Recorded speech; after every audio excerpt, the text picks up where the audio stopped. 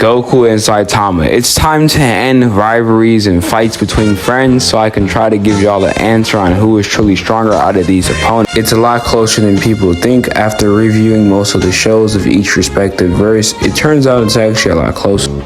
Saitama, he is a famous character when it comes to his punches. He's able to one-punch his opponents, even with people even calling him a gag character because he's able just to one-punch everybody inside his show, but I can assure you he is not a gag character.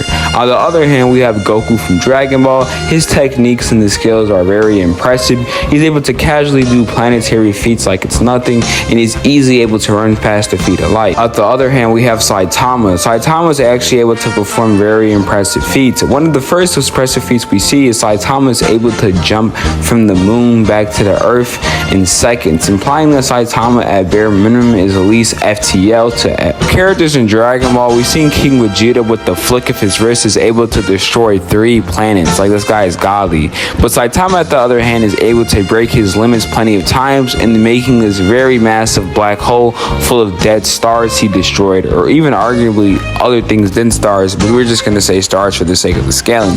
So we know that he is heavily above characters like King Vegeta. He also is able to collide and even sneeze to the point where he's able to break Jupiter, which is actually a large planet. But we know Dragon Ball is not freaking far from this because we see bears do it casually to the point we don't know if the planet's as big as Jupiter, but that doesn't even matter. In this statement right here, we see Saitama is able to look in the mirror and determine that he is very strong. We understand. I think we should give more speed scaling to Goku. Goku is able to react to hit. Hit basically skips in time, so Goku has to become fast enough to get past this exploit. But apparently Goku is able to achieve immeasurables or even infinite speed through this.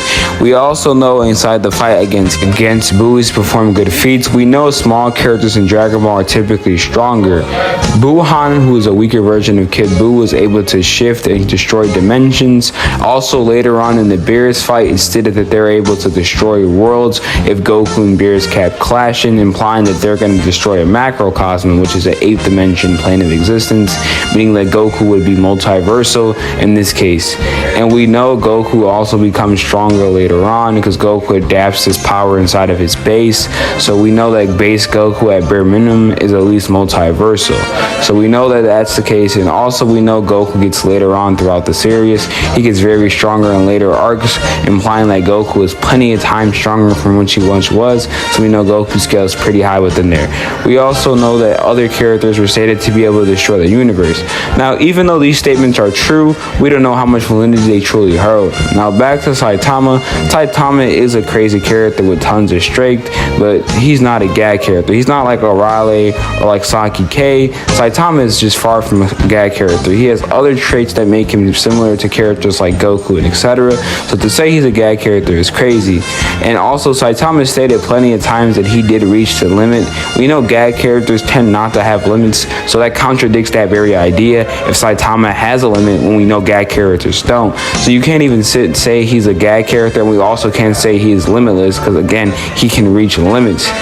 Also, to address this, now maybe the initial point was for it to seem like a gag, but it's just simply not. So yeah, a gag character would be more if you see this scene in SpongeBob when SpongeBob pulls the string, that's more gag-like. That's just not the case here. So Saitama, we know, is not a gag character. He's a typical character. He's not like a Raleigh, or he's not like Saki K. He's just far from being a gag. And we've maybe seen this demonstrated in the fight against Garo, and we also see a demonstration when it comes to King, because even King states that to be the case, and not even that. And we also see Saitama react in a certain way, and he only really broke his limit because he's seen the death of Janos. So now we know that he has limits, and we know he's not a gag character. A lot of people get this misunderstanding because the nature of his character.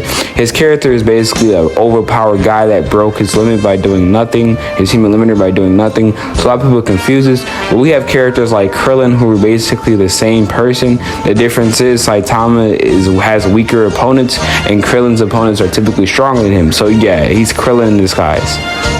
But overall, Goku just has the amount of strength he has and the villains he fights.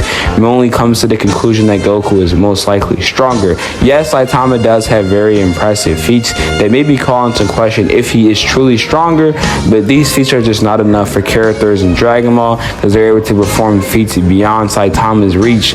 Saitama has yet to do a solar system, or arguably galaxy, or even a universal feat yet to even be comparable to Goku. And just to elaborate more, in the statement it's implied that the hell world and all the rest of the worlds are different, and this is when we get the idea of the macrocosm in true display. They explain how the universe is the observable one when it comes to universe 7, and all the rest of the tangent universe are just other universes, and they're all put together into a macrocosm. So in that original statement I said before, when I said Goku is multiversal, this is where the statement truly comes from, because we know Goku's threading the whole entire universe, and that entire universe has other universes inside of it. So yeah, so we know for a fact that Goku is indeed multiversal. A lot of people confuse the whole universal feat for Goku to be 3-dimensional, but no, it turns out it's actually 8-dimensional due to the whole macrocosm effect. So yeah, we know that Goku is several times stronger than Saitama. Even though Saitama is a very strong character and people sometimes confuse it to be a gag, it's simply just not the case. So we know Goku just simply wins, but hey, it's still a good fight overall. Saitama is not a weak character, but he is just nowhere near Son Goku, the antagonist for Dragon Ball and the strongest. So guys, I'm out. Make sure you guys subscribe, and yeah.